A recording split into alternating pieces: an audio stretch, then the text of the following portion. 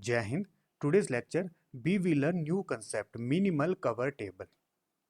With the help of minimal cover table, we can reduce the incompletely specified machine. पिछले lecture में हमने incompletely specified machine को maximal compatible sets के through reduce करना सीखा था.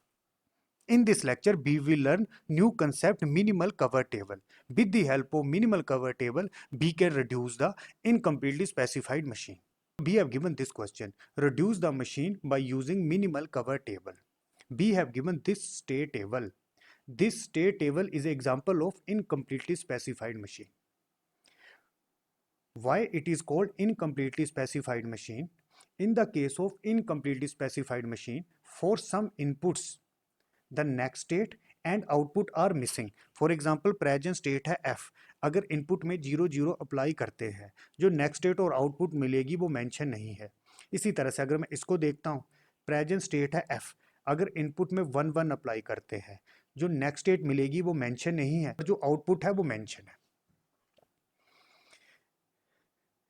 अब इसको हमने रिड्यूस करना है मिनिमल कवर टेबल के through.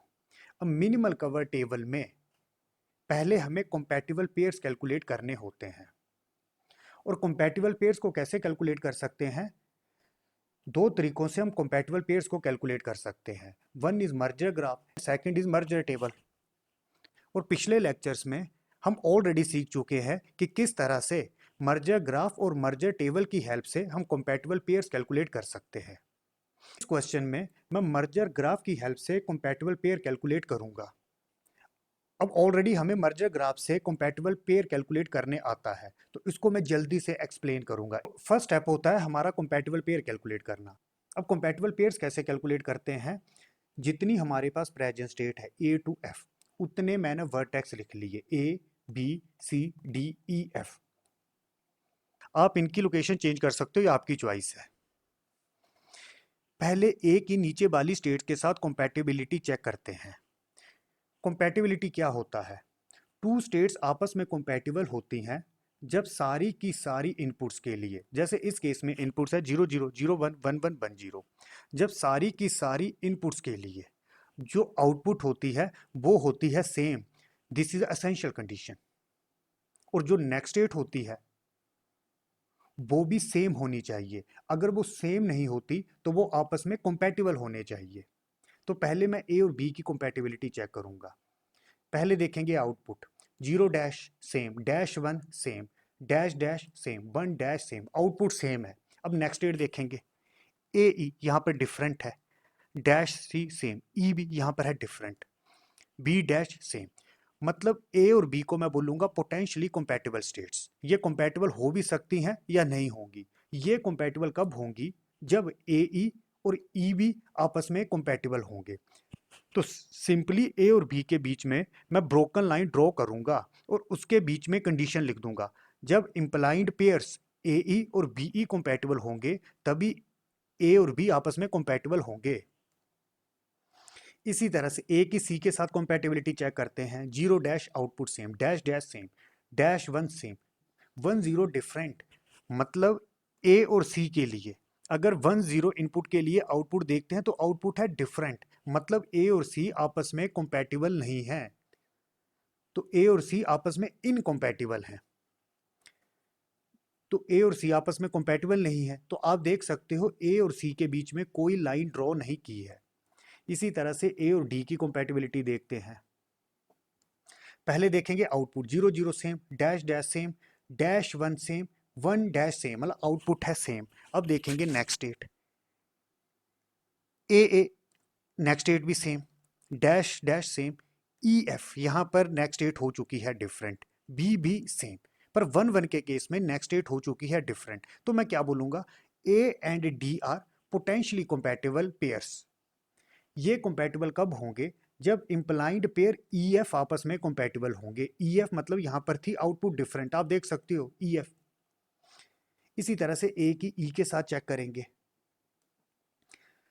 0 0 output same, dash dash same, dash 0 same, 1 dash same, output same है. नेक्स्ट स्टेट देखते हैं. ए बी आउटपुट हो चुके हैं यहां पर डिफरेंट. नेक्स्ट स्टेट देखते हैं. ए बी नेक्स्ट स्टेट है different, dash dash same. E V again different, B dash मतलब मैं इसको बी ले सकता हूँ, मतलब सेम। तो बच्चों ए और ई आपस में कंपैटिबल कब होंगे? जब इंप्लाइंड पेयर्स ए बी और बी ई आपस में कंपैटिबल होंगे। अब ए की एफ के साथ कंपैटिबिलिटी चेक करते हैं। 0 dash same, dash 1 same, dash मतलब इसको मैं C1 ले सकता हूँ, यहाँ पर स्पेसिफाई नहीं है। Dash 0 same, 1 1 same. अब देखेंगे next state, A dash same, dash C same, E dash same, B और सी यहाँ पर है डिफरेंट। तो ए और एफ आपस में कंपैटिबल कब होंगे? जब इंप्लाइड पेयर बी सी आपस में कंपैटिबल होंगे। तो ए और एफ के बीच में ब्रोकन लाइन ड्रॉ करनी है और उसके बीच में कंडीशन लिख देनी है बी सी। ए की कंपैटिबिलिटी चेक कर ली, अब बी की नीचे वाली स्टेट के साथ कंपैटिबिलिटी चेक करेंगे। पहले बी की सी के साथ करेंगे। डैश सेम, 1 0 आउटपुट हो चुकी है डिफरेंट, मतलब बी और सी आपस में कंपैटिबल नहीं है, इनकम्पैटिबल है ये आपस में। तो आप देख सकते हो बी और सी के बीच में कोई डायरेक्ट लाइन नहीं खींची है। इसी तरह से बी की डी के साथ कंपैटिबिलिटी देखते हैं। Dash 0 same, 1 dash same, dash 1 same, dash dash same, output same है। नेक्स्ट स्टेट देखते हैं, B dash same, F B different हो चुके हैं, आप देख सकते हो B F. Again C dash same, A E different. तो आप देख लो बी और डी के बीच में ब्रोकन लाइन ड्रॉ की है और इसके बीच में कंडीशन रख दी है। बी और डी कब कंपैटिबल होंगे? जब ए ई और बी एफ आपस में कंपैटिबल होंगे। एक और बात आपको ध्यान रखनी है, जैसे यहाँ पर है बी एफ, मैंने इसको एफ बी क्यों नहीं लिखा? हमेशा आपने ट्राई करनी है जो अल्फाबेट में पहले आता है उसको पहले लिखते हैं। जैसे बी एफ में बी पहले आता है इसलिए बी एफ लिखा। जैसे आप बाकी टेबल में भी चेक कर सकते हो, बी सी पहले बी आता है इसलिए पहले लिखा। अब बी की ई के साथ चेक कर लेते हैं। Dash 0 same, 1 dash same, dash 0 same, dash dash same, मतलब आउटपुट है सेम, ये एसेंशियल कंडीशन है। नेक्स्ट स्टेट देख लेते हैं, बी ई।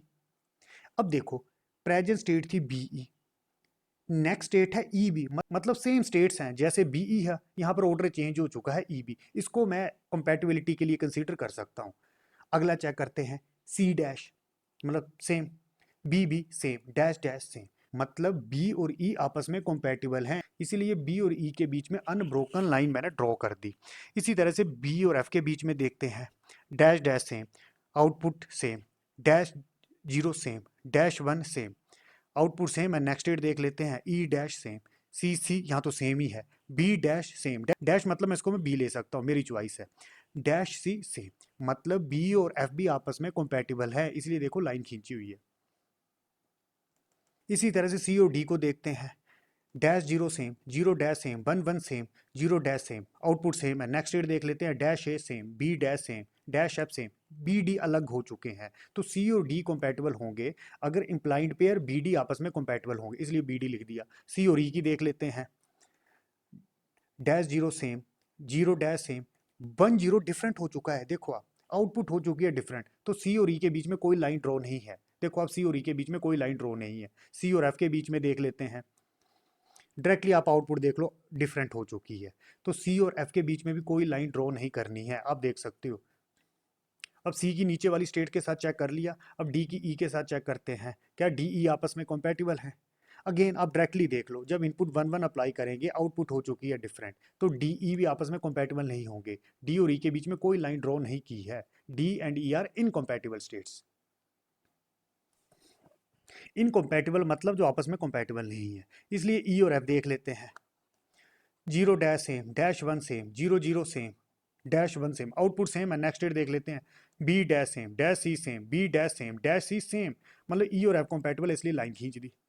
इसके आगे हम बनाते हैं reduced merger graph. Reduce merger graph में हम क्या करते हैं, हम ये चेक करते हैं जो पोटेंशियली कंपैटिबल स्टेट्स हैं क्या वो आपस में कंपैटिबल है कि नहीं। जैसे ए और एफ कंपैटिबल कब होंगे? जब बी सी कंपैटिबल होगा।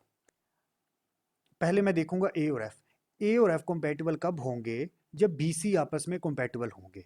अब बी सी की मैं कंपैटिबिलिटी कैसे देखूंगा? मैं ये देखूंगा क्या बी और सी के बीच में डायरेक्ट लाइन खींची है कि नहीं। बी और सी के बीच में कोई कनेक्शन नहीं है, मतलब बी सी कंपैटिबल नहीं है। अब implied pair B C compatible नहीं है, तो इसका मतलब ए एफ भी कंपैटिबल नहीं है। इसी तरह से ए और बी की कंपैटिबिलिटी देख लेते हैं। ए और बी कंपैटिबल कब होंगे? जब ये दोनों स्टेट्स कंपैटिबल होंगी, ए ई एंड बी ई। क्या ए ई के बीच में डायरेक्ट कनेक्शन है? यहाँ अगेन कंडीशन है ए और बी कंपैटिबल होंगे जब ए बी और बी ई दोनों कंपैटिबल होंगे, ए बी और बी ई।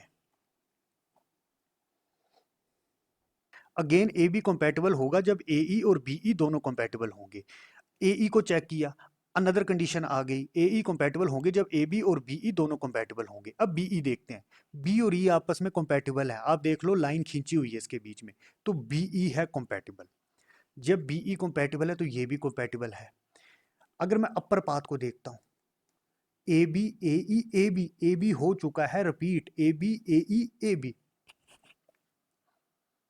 और साथ में ये बी ई कंपैटिबल है, और अपर पाथ में ये ए बी रिपीट हो चुका है। तो ऑलरेडी मैंने आपको पिछले लेक्चर में बताया है ये ए बी भी कंपैटिबल होगा। ए बी को क्या बोला जाता है? एक तरह से कंडीशनल कंपैटिबल। कंडीशनल कंपैटिबल क्यों बोला? ए बी हो चुका है repeat, A B A E A B. इस ए बी को 100% कंपैटिबल कब होना था? जब बी ई ने कंपैटिबल होना था। बी ई ऑलरेडी कंपैटिबल है तो बाय डिफॉल्ट ए बी भी कंपैटिबल है। अब ये दोनों कंपैटिबल है तो ए ई भी कंपैटिबल है, ए ई कंपैटिबल है तो ए बी भी कंपैटिबल है, तो ए ई और बी ई दोनों कंपैटिबल है। जब ये दोनों कंपैटिबल है तो ए बी भी कंपैटिबल है।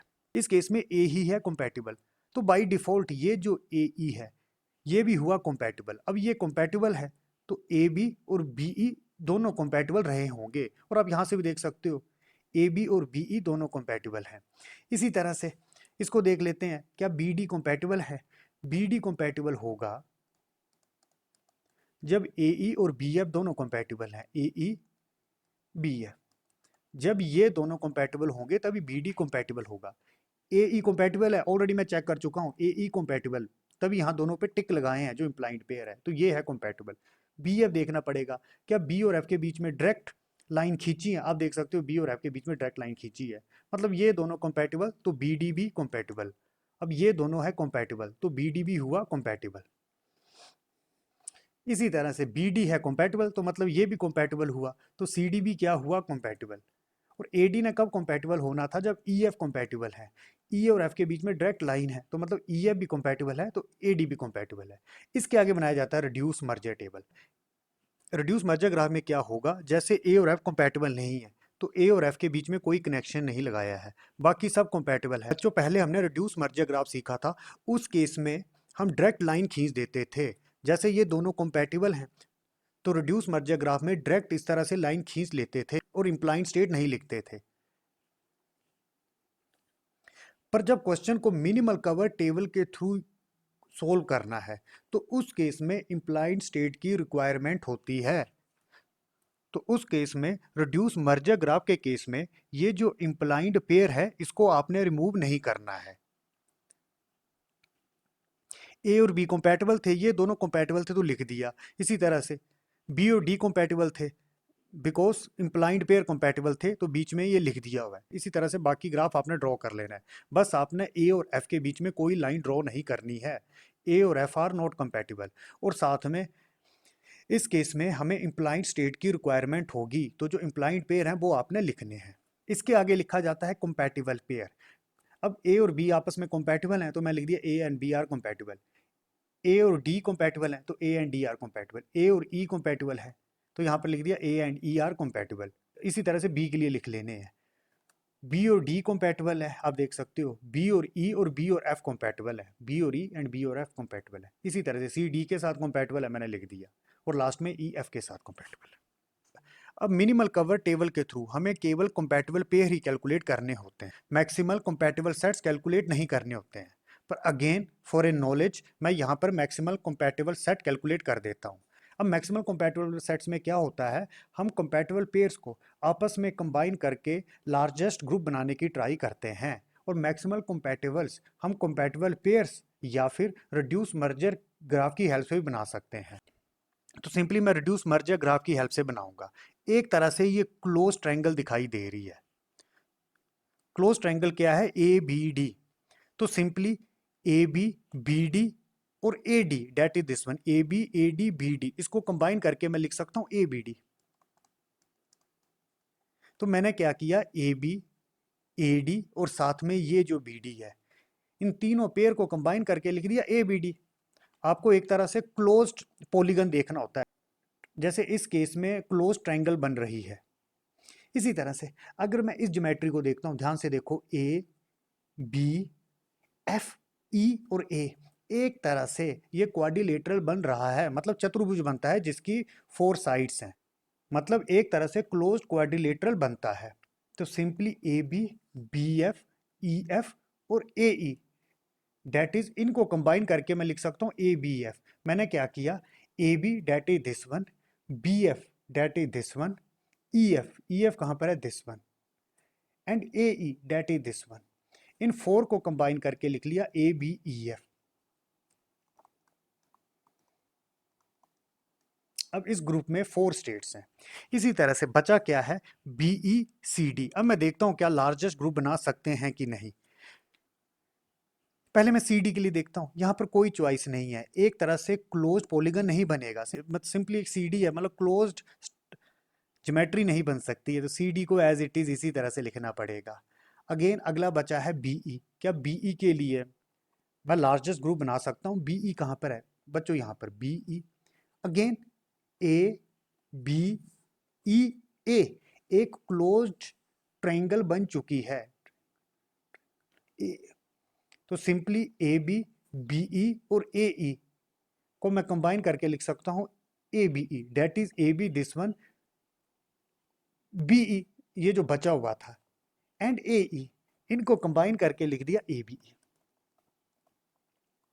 तो बच्चों ये हमारे पास मैक्सिमल कंपैटिबल सेट्स बने, जिसको मैंने कंपैटिबल पेयर की हेल्प से बनाया। मैक्सिमल कंपैटिबल सेट्स में फर्स्ट सेट में 3 एलिमेंट है, ये आपस में कंपैटिबल होंगे, सेकंड सेट में 4 एलिमेंट है, ये आपस में कंपैटिबल होंगे। अब मुझे मशीन को मिनिमल कवर टेबल के थ्रू रिड्यूस करना है, तो उसके लिए आपको कंपैटिबल ग्राफ ड्रॉ करना होता है। अब नया कंसेप्ट आ रहा है compatibility graph. What is compatibility graph, ये डेफिनेशन मैंने लिख दी है। It is a directed graph with the number of vertices equal to the number of compatible pair। मतलब इस ग्राफ में वर्टेक्स किसके इक्वल होंगे, जितने कंपैटिबल पेयर हैं। और अभी हमने कंपैटिबल पेयर कैलकुलेट किए थे 8, 1 2 3 4 5 6 7 है, तो इसके होंगे 8 vertex. Each of its vertices correspond to one compatible pair. जो वर्टिस होगी वो क्या होगा, एक तरह का compatible pair. A directed arc leads from vertex S I S J to vertex SPSQ if only if SISJ implies SPSQ, SP, SQ. The compatibility graph can be easily drawn from merger graph और merger table। अब बच्चों मैं compatibility graph draw करूंगा। compatibility graph जो होता है उसको हम ड्रॉ करते हैं from compatible pair to implied pair। आपको स्टार्टिंग कैसे करनी है, आप किसी एक लाइन को पकड़ लो, जैसे ए और बी है कंपैटिबल पेयर। ऑलरेडी जो कंपैटिबल पेयर से मैंने यहाँ पर लिख लिए हैं, टोटल कंपैटिबल पेयर 8 थे, अभी थोड़ी देर पहले कैलकुलेट किया था। ए और बी है कंपैटिबल, तो मैंने लिख दिया यहाँ पर ए और बी है कंपैटिबल। ए बी कंपैटिबल क्यों थे, because A E and B E ये जो इंप्लाइड पेयर थे ये कंपैटिबल थे। तो ए बी कंपैटिबल था because A E and B E compatible थे। तो ए बी से एक आर्क आपने ड्रॉ कर लेनी है ए ई की तरफ, और दूसरी ड्रॉ कर लेनी है बीई की तरफ। कंसेप्ट है ए बी कंपैटिबल थे because A E and BE compatible थे, तो ए बी से एक लाइन ए ई की तरफ ड्रॉ कर ली और ए बी से एक लाइन बीई की तरफ ड्रॉ कर ली। कंपैटिबिलिटी ग्राफ में ये जो वर्टिसेस होते हैं ये किसके इक्वल होता है, कंपैटिबल पेयर के इक्वल। तो कितने वर्टिसेस मैं यूज कर चुका हूँ, 3, तो एक तरह से 3 कंपैटिबल पेयर मैं यूज कर चुका हूँ। तो एज ए रेफरेंस मैं टिक लगा लेता हूँ, A B A E B E, A B A E B E. अब ए बी कंपैटिबल था बिकॉज इंप्लाइड पेयर कंपैटिबल थे। अब ये जो इंप्लाइड पेयर है ये भी कंपैटिबल पेयर ही होते हैं, तो मैंने पहले ए ई को चेक कर लेता हूँ। तो अगर मैं ए ई को चेक करता हूँ, अब ये जो इंप्लाइड पेयर है एज ए कंपैटिबल पेयर यहाँ पर यूज होता है ए ई। ए ई कंपैटिबल क्यों है, बिकॉज ए बी और बी ई कंपैटिबल है। अब इस ए ई को एज ए कंपैटिबल पेयर मैं कंसीडर करता हूँ, ये कंपैटिबल है बिकॉज ये इंप्लाइड पेयर कंपैटिबल है।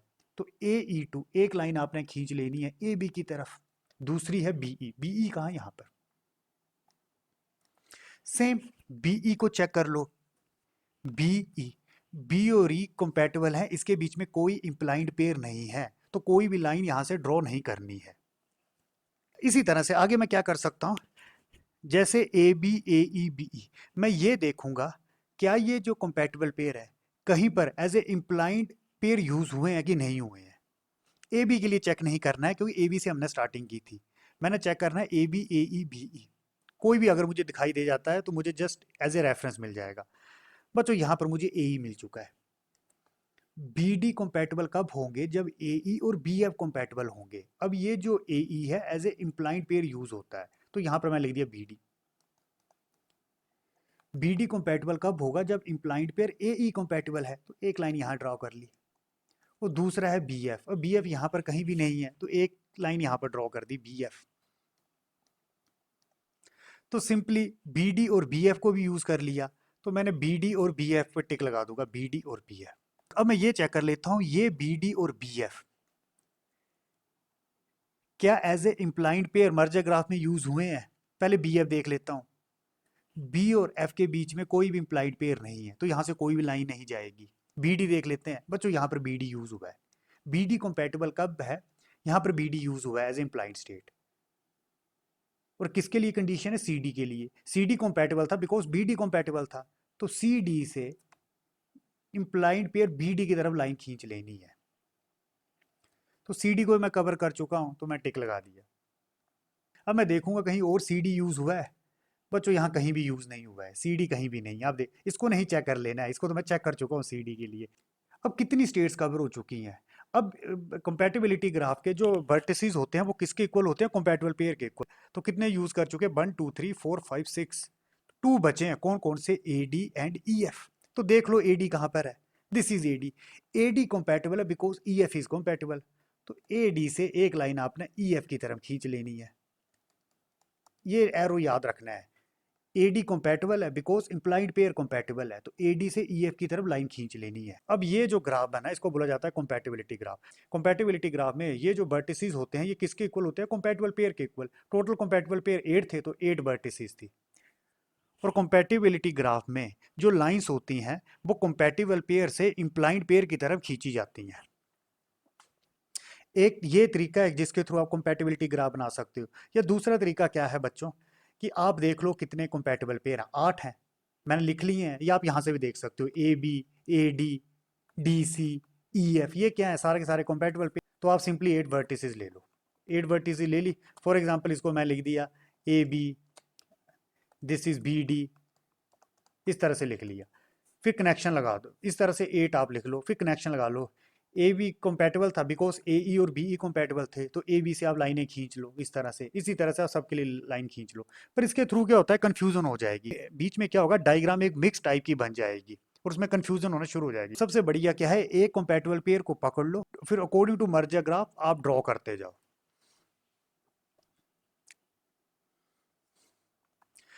और बच्चों यही मैंने कंपैटिबिलिटी ग्राफ की डेफिनेशन लिखी थी, it is a directed graph with the number of vertices equal to the number of compatible pairs. जैसे कंपैटिबल पेयर 8 थे, तो 8 वर्टिसेस थी, each of vertices corresponding to 1 compatible pair.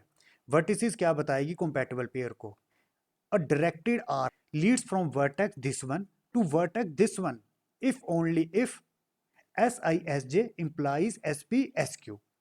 The compatibility graph can be easily drawn from merger graph or merger table. Next topic is सब graph of compatibility graph. सब graph of compatibility graph क्या होता है, any part of the compatibility graph is called सब graph of compatibility graph. बच्चों उसका क्या मतलब है, जैसे मैं ए डी से चलता हूँ, ए डी से ई एफ की तरफ जा सकते हैं, तो एक ब्रांच ये बन सकती है ए डी ई एफ, और तो मैं यहां से नहीं निकल सकता। या फिर मैं इसको देखता हूँ, मैं यहां पर खड़ा हूं, ए ई से मैं कहां जा सकता हूं, बीई, तो मैं लिख दिया ए ई से मैं कहां जा सकता हूं, बीई। और ए बी से मैं ए ई की तरफ भी जा सकता हूं, तो यहां पर मैं लिख दिया ए बी। ए ई में था, ए ई से कहां जा सकते हैं, बीई, तो ये लिख दिया। इसी तरह से ए ई में हम कहां से पहुंच सकते हैं, ए बी की तरफ। तो इसी तरह से एक ग्रुप मैंने ये बना दिया जिसमें है 3 pairs, A B A E B E. जो फर्स्ट ग्रुप था जिसमें थे 2 pair, A D E F. इसी तरह से थर्ड वन क्या बन सकता है, अगर मैं यहां से चलता सी डी, अगेन यहां पहुंच गए बी डी, या नीचे चले जाते बी एफ, फिर इसके आगे तो कोई चॉइस ही नहीं थी जाने की। इसी तरह से मैं इस तरह से भी आ सकता हूं, सी डी, फिर पहुंच गए बी डी, इसके आगे मैं यहां पर हूं ए ई, ए ई के बाद हम कहां जा सकते हैं, यहां भी जा सकते हैं ए बी, और ए बी के बाद B E.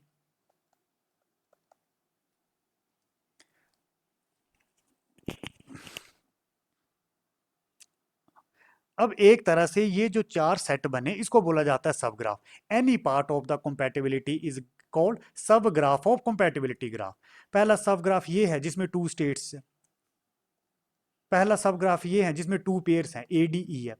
Second subgraph ये बना जिसमें तीन पेयर हैं A B A E B E. Third subgraph में भी तीन पेयर हैं, ये आपने ब्रैकेट में लिखने हैं। इसी तरह से फोर्थ में कितने हैं, 5 पेयर्स हैं, 1 2 3 4 5।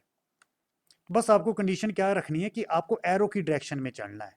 जैसे मैं यहाँ से चला सी डी बी डी, आगे चला गया बी एफ, अब बी एफ से मैं बाहर नहीं निकल सकता।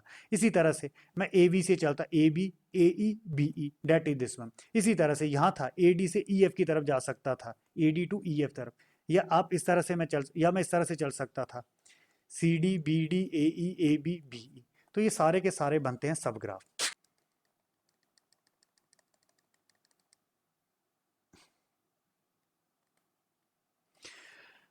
बच्चों अब हमारे पास है यहाँ पर 4 सब ग्राफ। अब इस 4 सब ग्राफ में से हमें क्लोज्ड कवरिंग सेलेक्ट करनी होती है, मतलब कौन सा सब ग्राफ क्लोज्ड कवर्ड है। अगर कोई भी सब ग्राफ क्लोज्ड नहीं होगा तो उस क्वेश्चन को हम मिनिमल कवर टेबल के थ्रू रिड्यूस नहीं कर सकते। तो क्लोज्ड कवरिंग की कंडीशन होती है a sub graph of a compatibility graph is said to be closed if for every vertex in the subgraph all outgoing arcs ये ध्यान रखना आपको and their terminating vertices are also belong to the same subgraph। अब इसका क्या मतलब है बच्चों, अगर मैं इस सबग्राफ को लेता हूं डेट इज दिस वन,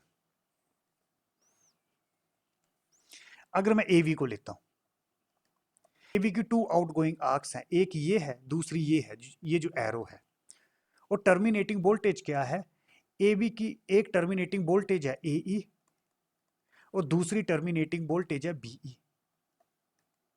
अब बच्चों ए ई और बी ई को देखता हूं तो इस ग्राफ में वो कवर हो रहे हैं, आप देख लो A E and B E. A V के लिए चेक नहीं करना है आपने, ए ई के लिए भी चेक करना है। इसी तरह मैं अगर ए ई देखता हूं, इसकी कितनी आउटगोइंग आर्क्स हैं, 2 आउटगोइंग आर्क्स हैं, 1 2, और टर्मिनेटिंग वर्टिसेस कितनी है, एक है बी ई दूसरी है A B, B E and A B. Same A E के लिए अगर टर्मिनेटिंग वोल्टेज बी ई और ए बी को देखता हूं तो इसमें कवर हो रहे हैं, आप देख लो A E and this is A B and B E. इसी तरह से बी के लिए देखते हैं, अब बी के लिए चेक नहीं करेंगे, यहां पर कोई भी आउटगोइंग आर्क नहीं है। तो सेम बच्चों ये जो 3 ग्रुप्स हैं इसको मैं बोलूंगा क्लोज्ड कवरिंग।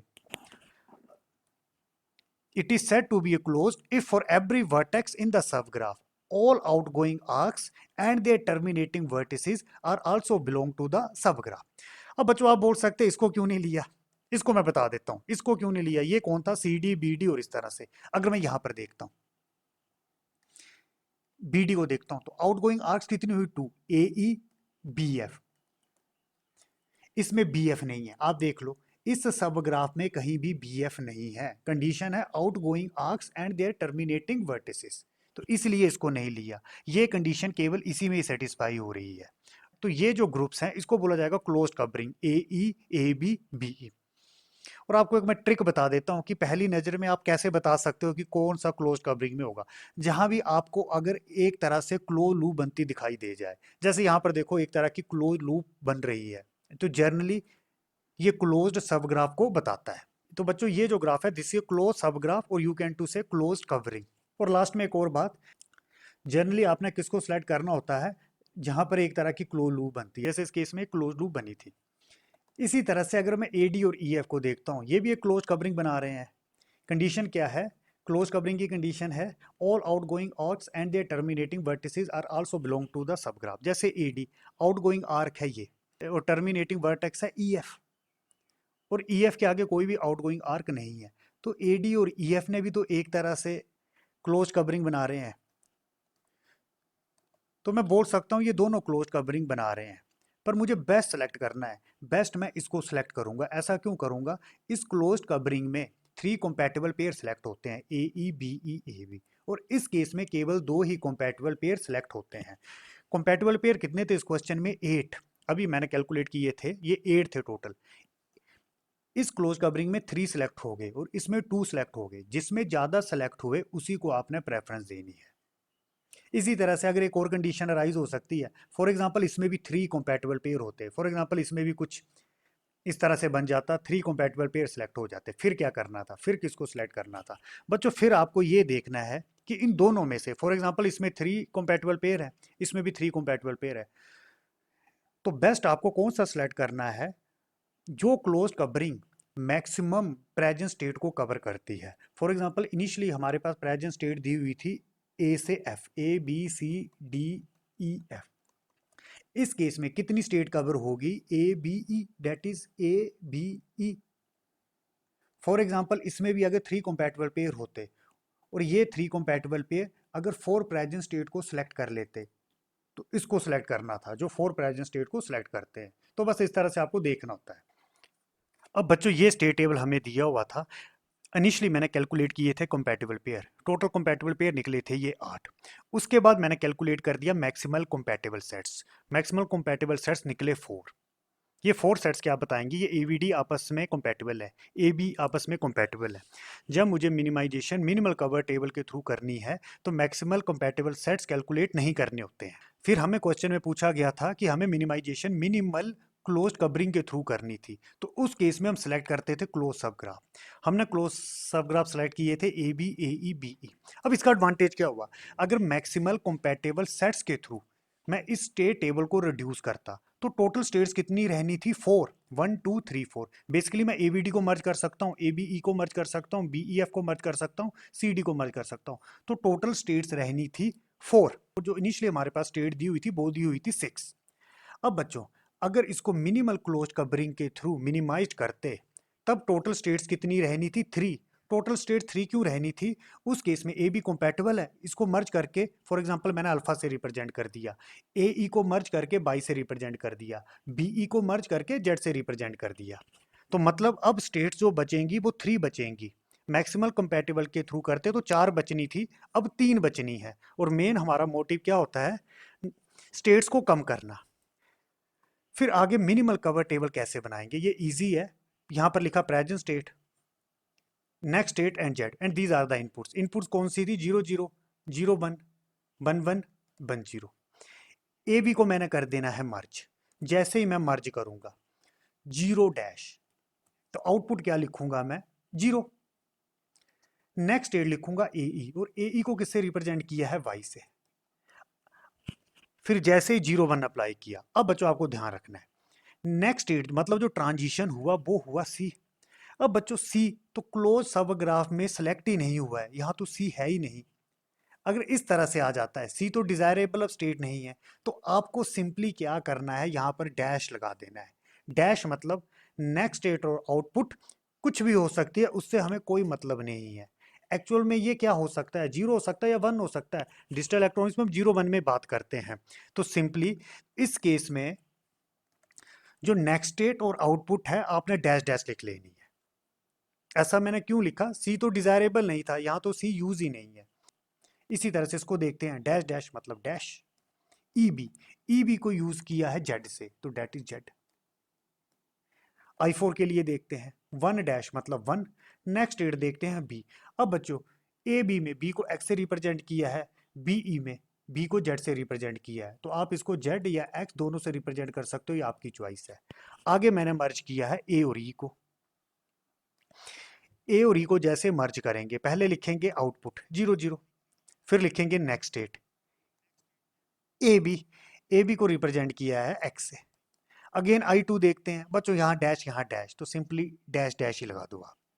एक ही डैश लिख लिया, नेक्स्ट स्टेट और आउटपुट। I3 के लिए देखते हैं, डैश 0 मतलब 0, next state BE। Again I4 के लिए देखते हैं, हमने मर्ज किया है AE को, 1 डैश मतलब 1, नेक्स्ट स्टेट अगेन बी को Z या X से रिप्रेजेंट कर सकते हैं। अगला है BE को मर्ज कर दिया है, वो मर्ज करके इसको Z से रिप्रेजेंट किया है। BE को जैसे ही करेंगे, डैश 0 मतलब 0, नेक्स्ट स्टेट BE को रिप्रेजेंट किया है Z से, इसको देखते हैं 0 1 के लिए। अगेन बच्चों यहाँ देखो डैश सी फिर डिजायरेबल नहीं है, तो आपने सिंपल डैश लगा लेना है। अगली आउटपुट आपने देखनी नहीं है, सिंपली डैश लिख दिया, it can be 0, it can be 1, हमें कोई मतलब नहीं है। और मतलब क्यों नहीं है, जो मिनिमम क्लोज कवरिंग में जो ग्रुप बने हैं वो AB AE और BE बने हैं। I3 के लिए एंट्री करते हैं, डैश 0 मतलब 0, next state B। Again B को आप या X या Z से रिप्रेजेंट कर सकते हो। I4 के लिए देखते हैं बच्चों, डैश डैश मतलब ये डैश। तो ये जो टेबल बना, this is A minimal cover table. इस टेबल का बेनिफिट क्या हुआ, इनिशियली प्रेजेंट स्टेट हमारे पास थी 6 जो हमें स्टेट टेबल में दिया था। आफ्टर रिडक्शन टोटल स्टेट बची 3x बाई जेड। अब 3 स्टेट बची हैं, मतलब 3 स्टेट की रिडक्शन हो चुकी है, 3 स्टेट रिमूव हो चुकी हैं, तो number of flip flop come use होंगे। जैसे number of flip flop come use होंगे, सर्किट की कॉस्ट रिड्यूस होगी। अब बच्चों इस सर्किट का हार्डवेयर इंप्लीमेंटेशन कैसे करनी है। अब हमारे पास है 3 स्टेट x y z, इसको मैं कैसे डिस्टिंग्विश कर सकता हूँ। x को मैंने साइन कर दिया 0 0, y को कर दिया 0 1 और z को कर दिया 1 0। और साथ में बच्चों क्लोज सब ग्राफ के केस में स्टेट्स कौन कौन सी यूज हुई, A B A E B E, simply A B E use हुई, सी डी एफ यूज नहीं हुए, इसको रिमूव कर दिया। अब ये एंट्री आपको यहाँ पर नहीं करनी है, सी डी एफ आपको यहाँ पर नहीं लिखना है। आफ्टर रिडक्शन केवल 3 स्टेट बची एक्स वाई जेड। इसी तरह से अगर मेरे पास चॉइस होती कि इस स्टेट टेबल को मैं मैक्सिमल कंपैटिबल सेट्स के थ्रू भी रिड्यूस कर सकता था या मिनिमल कवर टेबल के थ्रू भी रिड्यूस कर सकता था, तो बेस्ट चॉइस कौन सी होती। अगर कॉस्ट वाइज चलें तो minimal cover table is best. उसका रीजन क्या है, यहाँ पर 3 स्टेट्स रही, मैक्सिमल कंपैटिबल सेट्स के लिए करते तो 4 स्टेट रहनी थी। 4 स्टेट कैसे रहनी थी, इनको मैं मर्ज करता, फॉर एग्जांपल अल्फा से रिप्रेजेंट करता, इनको मर्ज करता, बीटा से रिप्रेजेंट करता, इनको करता गामा से, CD को करता तो डेल्टा से।